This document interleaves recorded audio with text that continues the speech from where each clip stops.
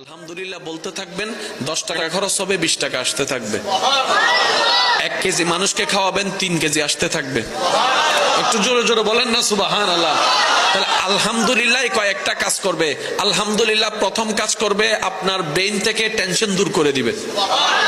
আলহামদুলিল্লাহ আপনার মনের মধ্যে প্রশান্তি এনে দিবে। আলহামদুলিল্লাহ আপনাকে দুশ্চিন্তা থেকে বাঁচাই দিবে।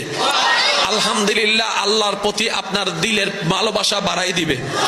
আলহামদুলিল্লাহ আল্লাহর প্রতি আপনার আরো আত্মবিশ্বাস বাড়াই দিবে। আলহামদুলিল্লাহ শুকরিয়া, আল্লাহর প্রশংসা, নিয়ামত আরো বাড়াই দিবে। বলেন সুবহানাল্লাহ। লাভ কি একটা না অনেকটা? জোরে বলেন, লাভ কি একটা না অনেকটা? তাহলে আলহামদুলিল্লাহর ভিতর লাভ আছে না নাই? আস্তাগফিরুল্লাহর ভিতর লাভ আছে না নাই? কিন্তু নিতে জানি নাই, ব্যর্থতা আমাদের। দেনেওয়ালা দিয়ে রেখেছেন, আমরা নিতে জানি নাই, নেওয়ার জন্য আগ্রহ করি নাই। আপনি সব বাদ দেন না।